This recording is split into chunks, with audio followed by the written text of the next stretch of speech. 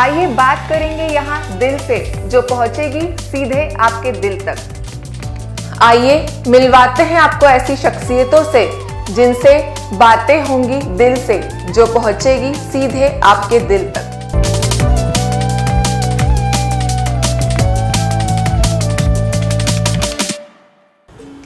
नमस्कार, MP news के इस खास शो में आपका बहुत बहुत स्वागत है।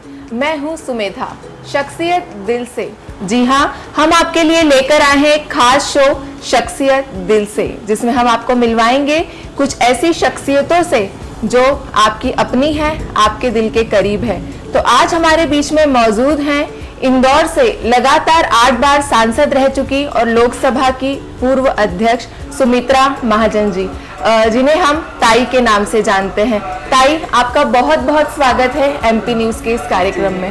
तो यहाँ पर मेरा ताई से सबसे पहला सवाल ये होगा कि ताई, जिस नाम में ही इतना अपनापन है, जो नाम ही हमें इतना करीब लगता है, तो ताई को ये नाम कैसे मिला? क्योंकि पूरा इंदौर नहीं, पूरा देश ही इन्हें ताई के नाम से जानता है और शायद हिंदुस्तान में कि पहली ऐसी राजनेता होंगी जिन्हें ताई के नाम से संबोधित किया जाता है।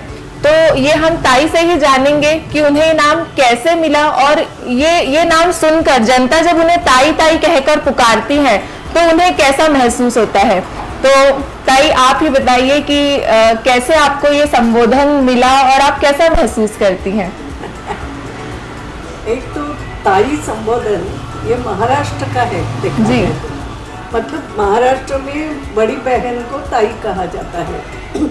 जब मैं पहले यहाँ आई, इंदौर में आई, और जो मैं एक्टिव हो गई थी, मतलब समाज कार्य करती थी, तो ज़्यादातर महाराष्ट्रीयन समाज में सबसे पहले मैंने महाराष्ट्रीयन महिला मंडलों में जाना, काम करना, फिर प्रवचन देने जाती थी। मगर एक महाराष्ट्रीयन लोगों में ज़्यादा मेरा उठना बैठना था, और इसलिए वो सब खाली सुमित्रा कैसे, कोई बहनी भी बोलता था, भाभी बोलता था, मगर नहीं तो लोग सुमित्रा ताई कहने लगे।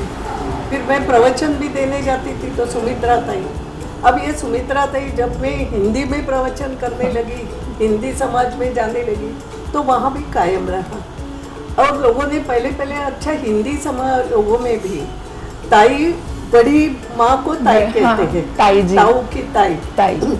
तो लोगों को इसलिए वो भी अच्छा लगता था कि ताई हमारी। और होते होते ये हो गया कि एक चुनाव में, क्योंकि सुमित्रा ताई इतना बड़ा कौन बोले, कई बार नाम शॉर्ट करने की बात होती है, तो गांव-गांव में लोग ताई नाम से जानने लगे। तो एक चुनाव में एक्चुअली हुआ आखिर में कि लोगों के सुझाव आए कि आप वो ताई के सामने ताई लिखा नहीं रहता, कुछ लोगों ने बताया ताई, हम तो ताई बोलते हैं, तो हमें चुनाव के इसमें नाम जो लिखा जाता है उसमें ताई जोड़ना पड़ा था। अच्छा, विशेष तौर पर। हाँ।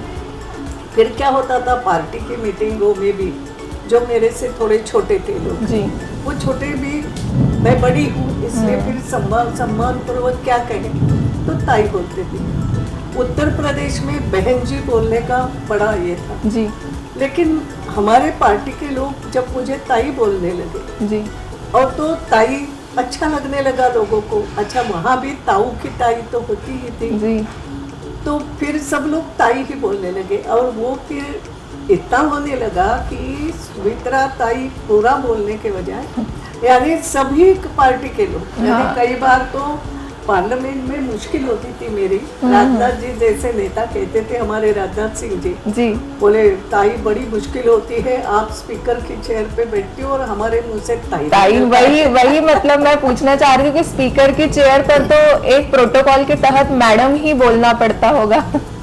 तो अध्यक्ष महोदया बोलते थे जी, अध्यक्ष महोदया के बदले बोलते बोलते ताई हो जाता था। फिर वो एकदम रुक जाते थे, अध्यक्ष महोदया ऐसे होता। तो ऐसे कई लोगों को होता था कि ताई, हाथ में आप सामने बैठी हो, मालूम है आप अध्यक्ष हो, तो भी हमारे मुंह से ताई निकलता था, माफ कर दिया करो।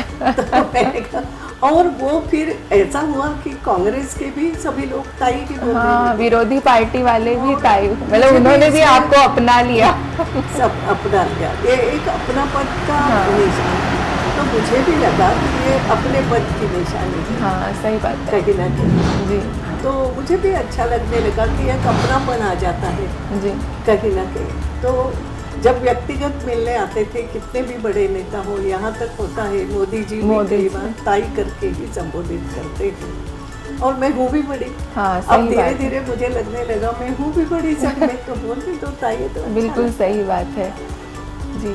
तो हम यहाँ पर है। तो जी एक बताओ, इतनी मजाक होती थी कि इंदौर में एक बार कोई मेरे मिलने वाले हमारे गांव से आए थे, तो उन्होंने स्टेशन से कहो या कहीं रिक्शा कर ली, जी रिक्शा में बैठ के, तो अब उनको लगा यहाँ आए, हिंदी वो बोलने लगे और बोले सांसद के यहाँ जाना है, पता बताया, ये वो सब हो गया। मेरा अब यहाँ आने लग आई हूँ जी बदल जी के। जी जब सब दूर से ढूंढ ढूंढते यहाँ आके रिक्शा खड़ा हो गया, तो वो रिक्शा वाला उनको बोला, अरे पहले बोलना था ना ताई के यहाँ जाना है। तो इतना पता ही नहीं पूछ रहा। सही बात है, तो सब इतने हंसे, बोलने थे, अंदर आके बताया कि हमें क्या मालूम, तुम्हें सब ताई ताई करके बोलते हैं, सही बात है तो ऐसे भी होता है, मगर अच्छा लगता जी। है। तो आज हम ताई के यहाँ पर व्यक्तिगत जीवन से रूबरू हो रहे हैं।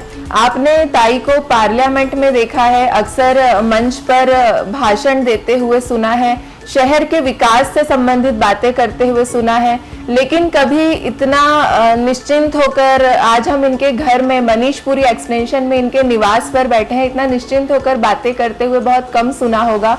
और खास तौर पर जो इनका निजी जीवन है, व्यक्तिगत जीवन है, उसके बारे में कम ही लोग जानते हैं। तो इस हमारे खास शो शख्सियत दिल से में हम हमारी जो खास शख्सियत है उनके निजी जिंदगी से जुड़े पहलुओं को ही हम समझने की, जानने की कोशिश कर रहे हैं। तो ताई मूल रूप से महाराष्ट्र की रहने वाली है, आपका जन्म भी महाराष्ट्र में हुआ और ताई विवाह के बाद इंदौर आई। तो एक तरह से इंदौर आपका ससुराल है, लेकिन इंदौर ने भी आपको बहुत आत्मीयता से स्वीकार किया और आपने उससे ज्यादा आत्मीयता से इंदौर को स्वीकार किया। तो कैसे ये सब संभव हो पाया? क्या राजनीति में आने के बाद ही आपको इतना अपनापन, इतना लोगों से जुड़ा हुआ, या आपको जब आप आई थी तब से ही आपको ऐसा लगने लगा कि नहीं इंदौर अपना है? एक बात तो, जब मेरा विवाह जो हुआ वो 1965 में हुआ जी। और अगर अब आपको 1965 का इंदौर याद है कि नहीं मालूम नहीं, मगर उस समय इंदौर कहीं ना कहीं मुझे अपने जैसा इसलिए भी लगा कि एक शांत शहर था जी। और यहाँ पहले वो टांगे हुआ करते थे जी। आज जितनी हबड़ तबड़ है इतनी इंदौर में नहीं थी जी। फिर इंदौर में महाराष्ट्रियन फैमिलीज भी आज भी बहुत है, मगर उस समय एक जो वातावरण था, हो सकता है होलकर महाराजा रहने के कारण होगा, एक महाराष्ट्रियन तहजीब को यहाँ हमेशा महत्व मिला और महाराष्ट्रियन लोगों ने भी अपना महत्व कायम रखा था इंदौर में, ये तो मैं कहूँगी। क्योंकि यहाँ देखो बड़े बड़े वकील, इंजीनियर, उस समय जोगलेकर करके सिविल इंजीनियर बहुत बड़े माने जाते थे, या कई ऐसे महाराष्ट्रियन नाम आएंगे कि अच्छे डॉक्टर में अच्छे, मगर एक प्रतिष्ठित समाज करते था। दूसरी बात ये हो गई थी कि जब मैं यहाँ आई, मेरे अपने माता पिता मैं बहुत छोटी थी तब गए, तो यहाँ मेरे सास ससुर भी माता पिता जैसे ही मुझे मिले, उनका व्यवहार उसमें भी हमारी होजेरी थी। अच्छा। मगर होजेरी भी उसका एक उद्देश्य जो था बहुत ही अलग था जी। कि हमारे ससुर जी के पिताजी ने उसको स्टार्ट किया था। अच्छा अच्छा। सबसे पहले हमारी साड़ी रंगाने का काम होता था, जो भी था। अच्छा। मगर मेरे ससुर जी की दादी वो कोकण से दो छोटे बच्चों को लेके पैदल मुकाम दर मुकाम काम ढूंढते हुए यहाँ पहुंची। अच्छा, उनके पति की डेथ के बाद। अच्छा, ये वास्तव में हमारे परिवार की कहानी है। अच्छा अच्छा जी। कि ऐसा कहते हैं कि परिवार को, वो भी कोकण के ही थे जी। मगर पति के डेथ के बाद जैसे घर में होता है थोड़ा सा ग्रह, ऐसा लगा क्या होगा, बच्चों का भविष्य क्या। जी जी। तो दोनों मेरे बच्चे, मतलब मेरे ससुर जी के पिताजी और काका, अच्छा, दोनों को 7 साल के 8 साल के ऐसे होंगे। वो करते करते मुंबई में थोड़ा काम सीखी, मुंबई में काम देखा, फिर किसी के परिचित से होते होते यहाँ पहुँची। अब कैसे पहुँची, क्या बड़ा पुराना इतिहास, मगर पहुँची। फिर लोगों के यहाँ काम करते अलग अलग प्रकार से, जो भी काम बना वो काम करते हुए, उन्होंने अपने बच्चों को बड़ा किया और बहुत खुददारी से रहती थी, ऐसा उनका ये था। इंदौर के परिवारों ने भी उनको सहारा दिया, बड़ा नाम हो गया। फिर मेरे जो ससुर जी के काका थे वो स्कूल में मास्टर थे, फिर हेडमास्टर बने और उनकी बहुत ख्याति थी। अच्छा उस जी। जमाने में महाजन मास्टर उनका नाम था। जी जी। अत्यंत प्रामाणिक, ईमानदार वगैरह, बहुत एक अच्छा।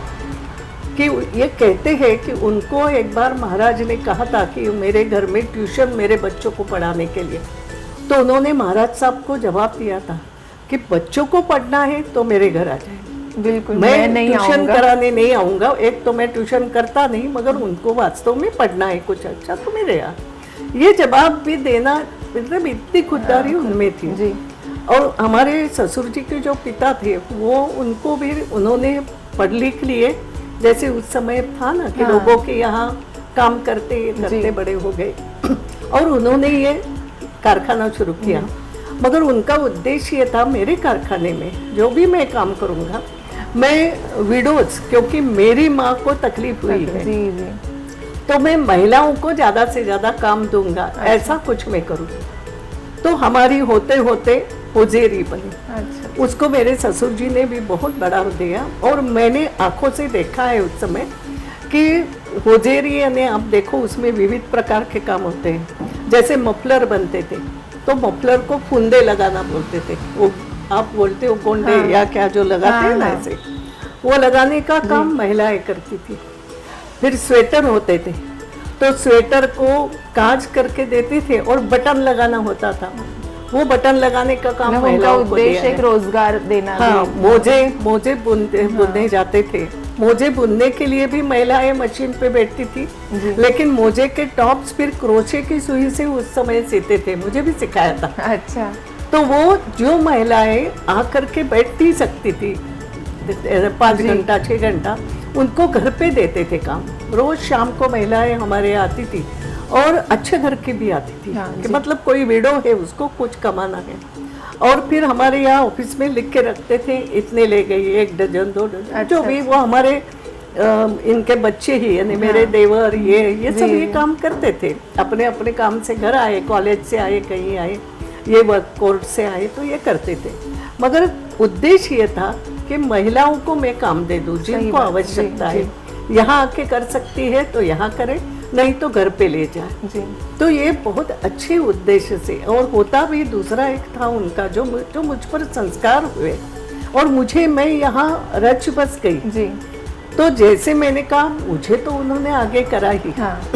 मगर एक उनका जो उद्देश्य ऐसा होता था कि जो पहला लॉट निकलता था, स्वेटर हो, मोजे हो, जो भी, जी। हम महू के मिलिट्री में हमारे यहाँ से मोजे बहुत सप्लाई होते थे। जी। ताई यहाँ पर अतीत के झरोखे में हमको लेकर गई है, अपनी अतीत की बातें बता रही है, लेकिन हम अतीत से ताई को थोड़ा सा वर्तमान में लाना चाहेंगे कि बहुत लंबा समय इन्होंने राजनीति को दिया, समाज को दिया, शहर को दिया, देश को दिया, लेकिन बहुत सालों बाद एक ऐसा समय आया है कि अब वो परिवार के बीच में है अपने, और बहुत व्यस्तता भरी इनकी जिंदगी थी, बहुत घड़ी के सुई के कांटे से जैसा कहते हैं वैसे इनकी जिंदगी चल रही थी। लेकिन अब लॉकडाउन ने लेकिन इनको और थोड़ा ज़्यादा घर में बैठने को या मजबूर कहें, या कुछ परिस्थितियां ऐसी बनी है उस वजह से ये घर में है। तो हम ताई से पूछना चाहेंगे कि बहुत सालों बाद आप परिवार के साथ रह रही हैं, तो कैसा लग रहा है आपको? और परिवार भी अंडरस्टूड है कि बहुत खुश ही होगा आपके साथ इतने सालों बाद समय बिता रहा है,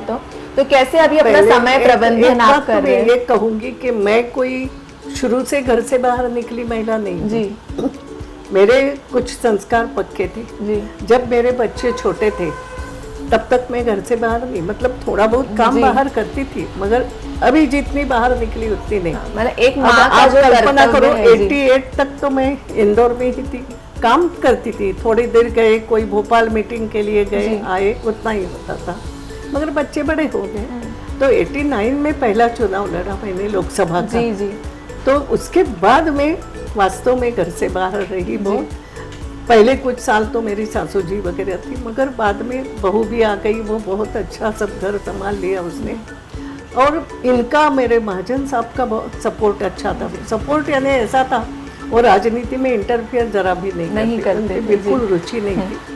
लेकिन उन्होंने कभी मुझे रोका टोका भी नहीं। जी वो कहते थे मैं देख रहा हूँ, कुछ गड़बड़ हो गई तो वापस आ जा, तुम्हें अच्छा नहीं लगा तो वापस आ जा, इतना ही उनका ये था। तो इसलिए ये बात ज़रूर हो गई कि मेरा बाहर ज़्यादा रहना था। जी। घर पे मैं आती थी तब ध्यान देती थी, मगर नहीं।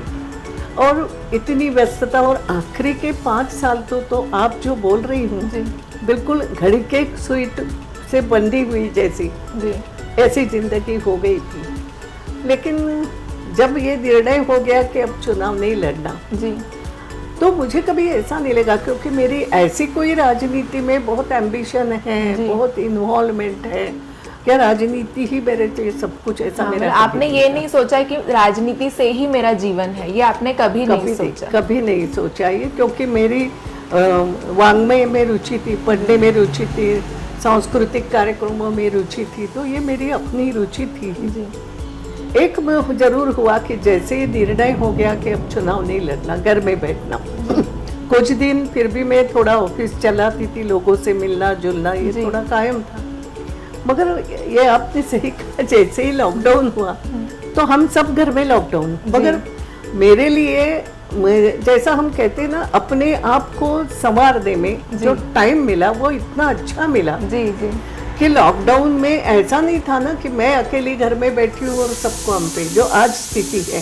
जी मगर उस समय सभी लोग घर में, यानी बच्चे भी घर में थे, बहू भी घर, हम मतलब सभी लोग घर परिस्थितियां में ही बंद, कुछ ऐसी हरेक- बनी मतलब हर एक कि घर में सबको ये था। रहना ही है। जी तो क्या हुआ कि सब लोग घर में, तो उनको भी एक अच्छा लगा कि माँ भी है वो साथ में है घर जी में, तो माँ भी कहीं नहीं जा रही, मुझे भी लग रहा बच्चों के साथ में हूँ। जी हम काम का शेयरिंग करते थे, जी सब मिल के काम करो, सब मिल के खाना खाओ। इसमें मेरे पोते से भी मेरी इंटरेक्शन बहुत अच्छी होने जी लगी। जी वही, जो पहले जैसे इतनी मतलब नहीं। एक आप महाराष्ट्रियन फैमिली से बिलोंग करते हैं तो बच्चों को अक्सर आजी आजी ऐसा आजी। बच्चे करते हैं। तो क्या इस दौरान आपने भी वो अपनापन महसूस किया कि बहुत हुआ। मतलब बच्चे अपने आजी से, अपनी दादी से एक डिमांड करते हैं कि हमको ये खाने का मन है, आप ये बहुत अच्छा बनाती हैं तो आप ये हमें बनाकर खिलाओ, ऐसा कुछ? मैं बताऊं ना कि ऐसा कोई हुआ ऐसा कि विशेष आइटम? मेरे पोते को, सिद्धार्थ को, वो अपन मोदक बनाते हैं जी। ना, मोदक यानी खाली तल के नहीं, जी वो उकड़ी के मोदक, विशेष हाँ, महाराष्ट्रीयन मोदक, जी वो केवल गणपति में मैं बनाती हूँ, उसको मोदक बहुत पसंद है। अच्छा। लॉकडाउन में हम जब सब लोग घर पे थे, अब आज ही अपन सब घर में ही है, बनाओ ना मोदक, तो बिना गणेश जी के, बिना कुछ गणेश कारण के, और मैंने उनको भोग उसके लगाने उसको के लिए। मोदक, मैंने कहा चलो आज तेरे को वास्तव में आपको मैं अगर फोटो दिखाऊं कि कभी, कि उसके सामने ही वो मोदक मैंने रखे, तो अरे वाह। ऐसा भी होता था कि चलो आज तेरे लिए, हाँ, आज सही बात। भगवान के लिए नहीं, भगवान को तो भोग लगाते ही है हर चीज का, बिल्कुल। मगर ऐसे भी हुआ कि नहीं नहीं आज तू मोदक ही बना मेरे हाँ। लिए, तो ऐसे भी होता था। तो इसलिए क्या हुआ कि मुझे एडजस्टमेंट में कठिनाई नहीं लगी कि अरे मैं घर पे हूँ तो सभी हम घर पे। और फिर मैंने कोई अपनी पढ़ाई शुरू की, कुछ पढ़ती थी जो मुझे, मेरी रुचि की किताबें, जो अब तक मेरा पढ़ना कम हो गया था, वो मैंने फिर से शुरू किया, कुछ पढ़ना, कुछ लिखना, ये मेरा प्रारंभ हो गया। अब जरूर होता है कि अब सब लोग काम पे जाते हैं, हाँ जी। पोता भी काम पे अपने जाता है, बेटा जाता है, बहू समाज आप कार्य यहाँ घर में आप कौन कौन रहते हैं आपके साथ तो में? यहाँ ऐसा है कि हमारे घर में ऊपर मेरा एक परिवार, मुझे 2 बेटे हैं, जी जी एक बेटा यहाँ नीचे, मतलब मेरा रहना नीचे इसलिए जी, वो जी। भी मेरे साथ यहाँ पर है, बड़े बेटा, तो बेटा है, बहू है, और उसका एक बेटा, मतलब एक पोता मेरा, अच्छा अच्छा मेरी पोती की शादी हो गई, अच्छा वो हाँ अपने ससुराल में है। अच्छा और ऊपर जो मेरा छोटा वाला बेटा रहता जी, है जी। यहीं पे है, अच्छा। तो उसको भी, उसको, उसकी पत्नी और उसकी 2 बेटियां हैं, अरे वाह, अच्छा अच्छा। तो वो यहीं रहती। एक बेटी अभी मुंबई पढ़ने गई थी, वो अभी आ गई, उसकी पढ़ाई पूरी हो जी गई, जी तो दोनों बेटियां, तो ऐसा हमारा मतलब परिवार कुल मिलाकर आप सभी लोग एक ही छत के नीचे एक है ही छत यहाँ के पर। नीचे मिलते रहते हैं, बातचीत तो चलती रहती है। मगर अब जरूर ऐसा हो गया जब से ही लॉकडाउन खुला कि सब अपने अपने काम में जाता है, मैं मेरी अकेली, लेकिन अब मैं अभ्यस्त हो गई। और जी। शुरू से मैं आपको बताऊं, मेरा बहुत भीड़ में रहना, बहुत राजनीति है, कभी मेरे ब्लड में नहीं था। मैं अपने आप में भी सुखी अभी रहती अगर आप अकेली भी हैं तो अपने आप में आप खुश रहती हैं, हाँ, खुश सुकून रहती। महसूस करती है और एकदम। मेरे क्योंकि अब मैं मेरे मन की राजा। बिल्कुल, ये ताई ने बहुत अच्छी बात बोली कि अब मैं मेरे मन की राजा, क्योंकि अभी तक इनको कई बार जनता के हिसाब से चलना है, कई बार पार्टी के हिसाब से चलना है, लेकिन अब ताई अपने मन की राजा हो चुकी है। अब उनका जब जो मन होता है वो अपनी सारी इच्छाएं पूरी करती है। ताई एक चीज और, आपके गले में हमेशा ये गणेश जी रहते हैं, गणेश जी का लॉकेट, तो ये कई लोगों के मन में जिज्ञासा रहती, कभी मतलब ऐसी मीटिंग्स के दौरान भी आपको कई बार इनको ऐसे करते हुए देखा गया, तो मतलब कब से आपके गले में ये लॉकेट है और कुछ मतलब आपकी विशेष मुझे आस्था लगता है? इसको तो 20-25 साल से ज्यादा भी हो गए जी। एक्चुअल एक बार मैं जब मुंबई गई थी, जी तो आपको अगर मालूम हो, मुंबई में सिद्धि विनायक मंदिर बिल्कुल। बहुत प्रसिद्ध जी है। जी और उस समय सिद्धि विनायक ट्रस्ट के अध्यक्ष सालगांवकर थे। जी जी सालगांवकर एक बहुत बड़े ज्योतिषी, वो एक अलग थे मगर एक अलग ही व्यक्तिमत्व था। अच्छा जी और वो मेरे भाई के अच्छे संबंध थे उनसे, जी, तो जी। मेरे भी अच्छे, मैं उनके यहाँ जाती थी बातचीत, और वो भी मुझे बहुत पसंद करते जी थे। तो वो गणेश भक्त थे।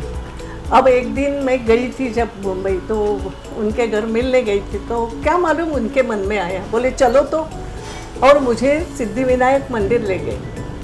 और सिद्धि विनायक मंदिर जाके पूजा बीजा करने के बाद उन्होंने ये, उनके पास ये गणपति था, अच्छा वो मुझे दे दिया भेंट। बोले आज तुझे कुछ देना चाहता हूँ, तो वो गणपति दिया मुझे भी। अच्छा, क्योंकि मैं भी बचपन से हमारे अपने महाराष्ट्र में गणपति का होता भी बहुत है, मैं भी खुद वैसी हूँ। तो फिर वो उस समय मुझे गणेश जी दिया, तो उसको मैंने फिर उसका करूँ क्या, कहाँ पहनूँ छोटा, तो मैंने उसको लॉकेट में डाल के, और मुझे शुरू से चेन पसंद, पहनना बहुत पसंद था। जी, जी। मालूम नहीं, मेरी एक रुचि है चेन पहनती, तो वो तब से इसलिए मेरे गले में बहुत सालों से है। जी अगर आपको समय हो तो उसकी भी एक कहानी बताओ। मेरी इस गणपति पे बहुत श्रद्धा है, मालूम नहीं, एक तो सिद्धि विनायक मंदिर में मिला इसलिए होगा, और तो एक बार ये हुआ, शायद मैं मंत्री बनी तब का हो सकता है, तब की बात है क्या, जी। मुझे अभी याद नहीं एग्जैक्टली, मतलब हुआ कुछ ऐसा।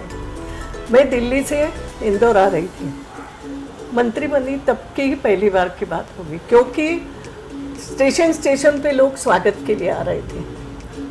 अच्छा, मेरी आदत है, मैं ऐसा अंदर बहुत कम डालती हूँ, हाँ क्योंकि जी, मुझे आपका लगता अक्सर है बाहर ऐसा ही नहीं नजर आता है। गणेश जी मेरे सामने होना, बिल्कुल। उसके पीछे भाव ये रहता है गणेश जी मेरे सामने हो, लगे तो मुझे दिखते रहे, हाँ। तो मैं हमेशा ऊपर रखती हूँ। अब वो नागदा स्टेशन पे भी, उज्जैन में भी, ऐसे जैसे ही मध्य प्रदेश का बॉर्डर शुरू होगा, बहुत लोग स्वागत के लिए। नागदा में तो बहुत समय रहता है, उतरे नीचे बहुत स्वागत हुआ, लोग हार पहनाते, फिर मैं हार ऐसे निकाल रही थी, कुछ मेरे तब नहीं ध्यान में आया। और करते करते उज्जैन आई जी उज्जैन में भी वही बहुत स्वागत हुआ, ये हुआ। उज्जैन से जैसे गाड़ी आगे बढ़ी, जी तो मेरे साथ में जो थे उन्होंने एकदम ध्यान में आया, ताई आपका गणेश जी नहीं दिख रहा है। अच्छा यानी ये चेन थी, चेन को कुछ अच्छा, नहीं, पर लॉकेट नहीं था। हाँ, बोले आपका गणेश जी नहीं। तो मैं अस्वस्थ हो गई, हमने इतना ढूंढना शुरू, तुरंत उज्जैन के कार्यकर्ताओं को फोन। मैं आपको जो बात बताती हूँ, मैंने कहा एक पूरा दिन मुझे ठीक नहीं लग रहा था, बहुत अस्वस्थ, मगर मैंने कहा मिलेगा, सबको फोन कर दिया, मैंने कहा ढूंढो तुम। एक जो हार उतारे, विचलित हो गए आप एकदम। आपको बताती हूँ, नागदा में जी एक पुलिस वाले को, वो भी वहाँ था, उसको मालूम पड़ गया, क्योंकि हमने पुलिस को भी बोल दिया। तो मैंने, सबने, वो नागदा में उन्होंने, उज्जैन वालों ने ढूंढा, बोले ताई नहीं।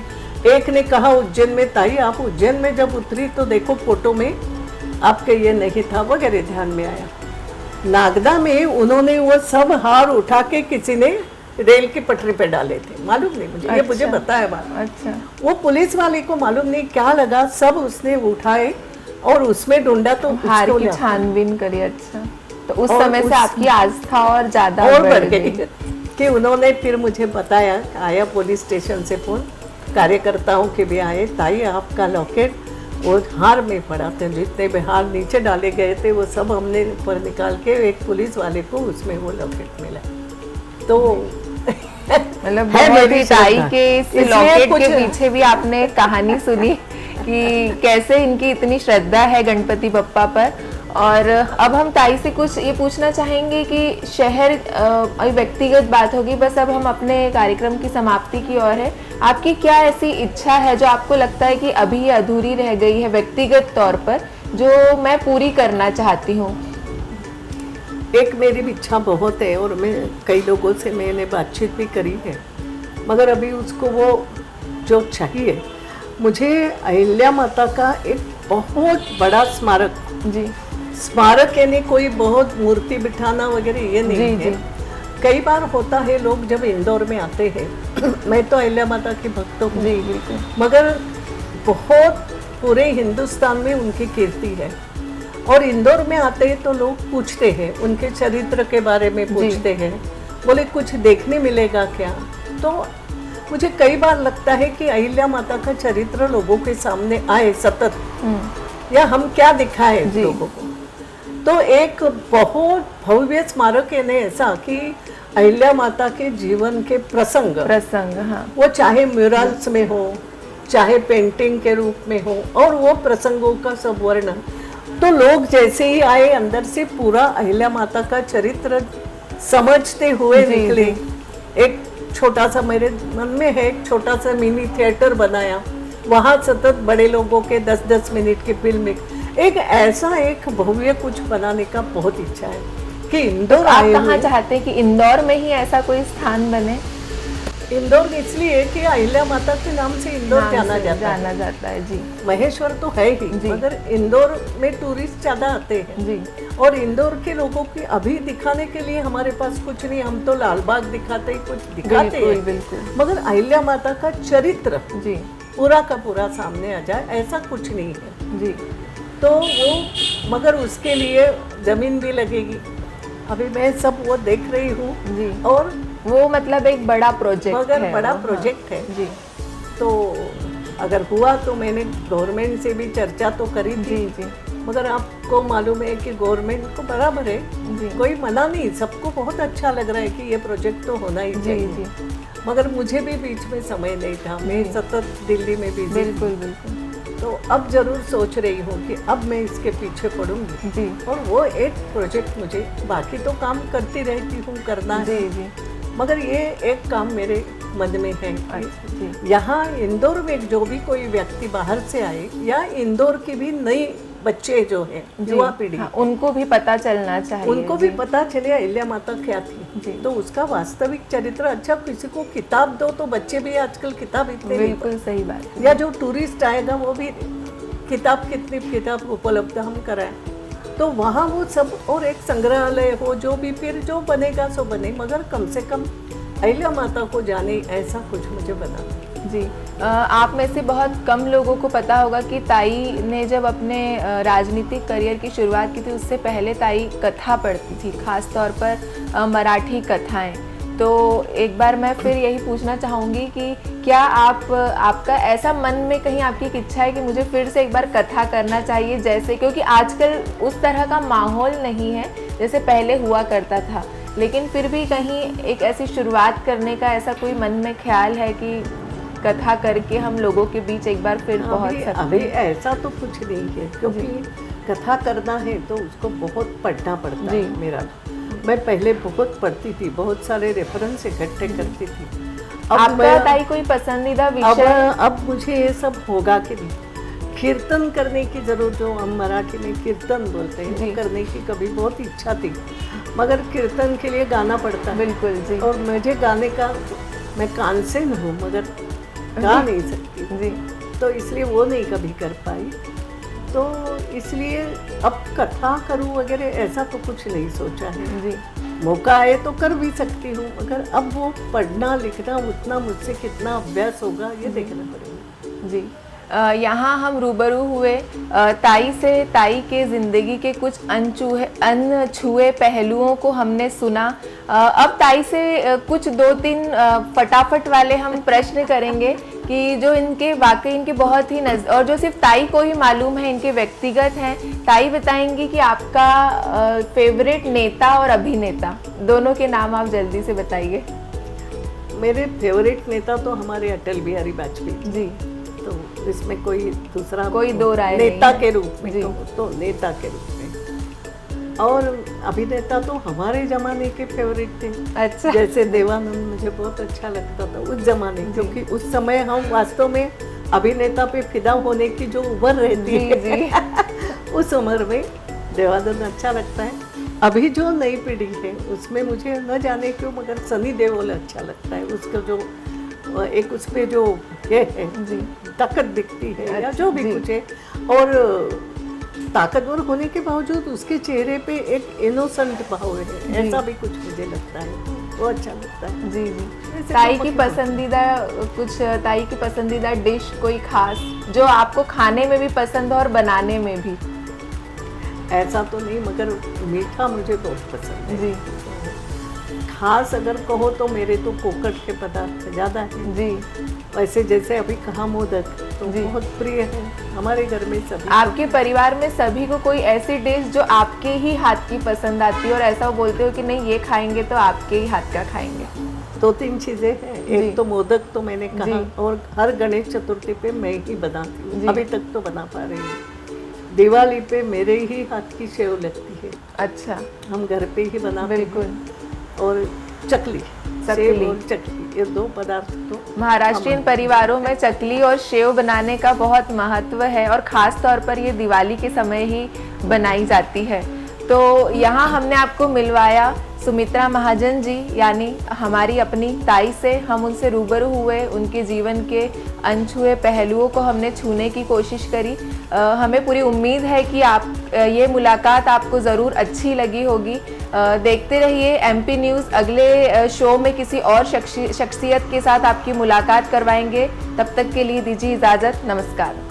MP की नब्ज, MP का हाल, मध्य प्रदेश की हर खबर MP न्यूज़ TV के साथ। लगातार खबरों के लिए सब्सक्राइब करें हमारा YouTube channel MP news TV। Latest updates के लिए बेल आइकन दबाना जरा भी न भूलें।